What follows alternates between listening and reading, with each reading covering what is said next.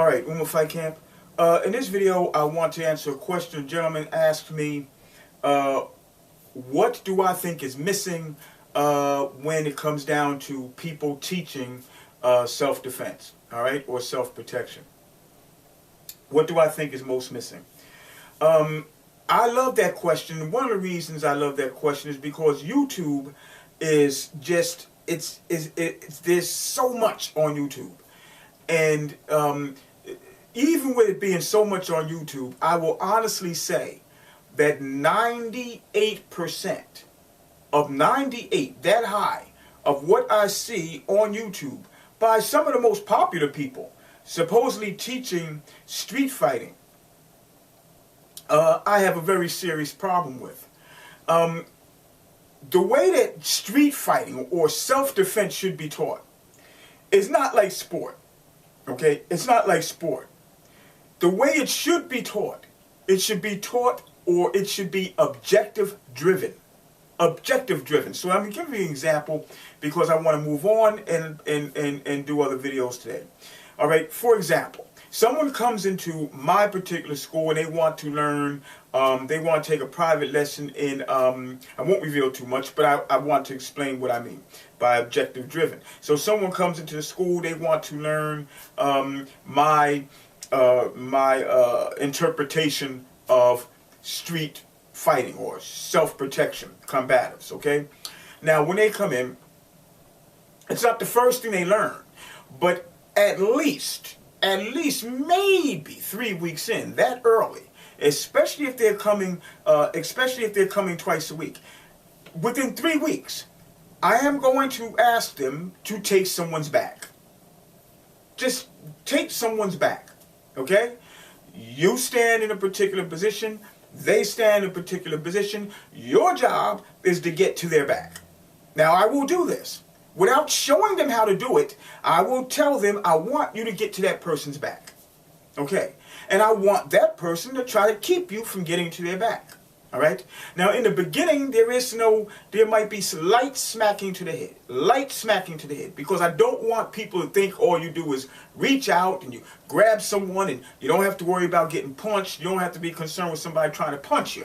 Okay? So I tell them, keep your hands up. Now, keep in mind, this is during the first 3 weeks of a complete beginner.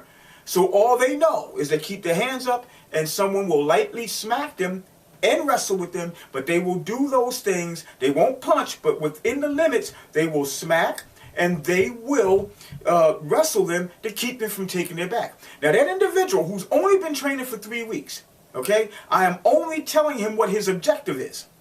That's it. Only telling him what his objective is. Now he has to take that person's back. I don't critique how he's doing it. I don't care how crude he is. He has 1 minute to take that person's back. Now, if he doesn't, then we will work on what he needs to do. We will keep trying it until eventually he gets that person's back. Now, I am teaching objective. I am not immediately telling that person how to step, how to reach, how to pivot, how to grab, what to grab. Okay? I am not doing that from the beginning because what I want to do first is let them know that objectively there is a goal that you must be after in the street. It is not about looking good. It is not about worrying about whether ESPN posts and says you showed great technique, or Dana White or Joe Rogan talks about your beautiful jiu-jitsu or your beautiful kicks or your sick grappling or your sick boxing. No, we're talking about street, and we're now talking about objective. Objective. The end justifies the means. That person will attempt to take the person's back. And it always looks crude. It always looks nasty. It always looks violent. It never looks polished because these people don't have any experience. But I do not teach them in the beginning how to do it. I don't tell them how to do it. Why? Because it formalizes taking the person's back. It makes it now a formal thing. Taking the person's back. Step 1, 2, and pivot. Step this way and pivot. It jams up the thought process of the individual who should only only be concerned with taking the back. Should only be concerned with, by whatever means necessary, getting to that person's back and getting the rear body lock before I blow the whistle and say, that's it. That's personally how street fighting combatives should be taught. There should be a skeleton or template that people use, and from there allow the freedom of instinct of their student to take over. So when I look at people, some of the most popular people, so-called teaching fighting, people love them and there's so many moves. Sooner or later, you see that they're going through a very complex Kali or a very complex Silat movement. Something very complex that is not going to work because it takes fine motor skills for a person to pull them off.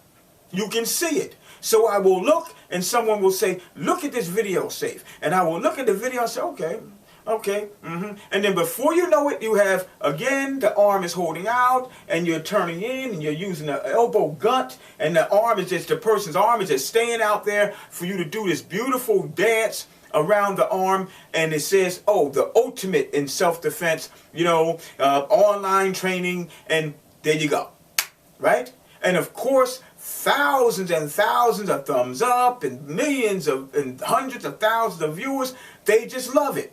But they missed the whole point. The point is that instinctually, the window that you have to work in when you make contact, initial contact with someone, just initial contact. Some people in Wing Chun might call it bridging. When you make initial contact, you have such a small, minute window to work in that 98% of the techniques you see from reputable teachers of so-called self-defense, 98% of them would not work at all. You would end up getting your teeth knocked out, getting your grill completely shattered because there is almost no concern for the instinct of the person in front. So I don't like the way most people teach. They should be teaching objectively. Objective. Tell a person what to do.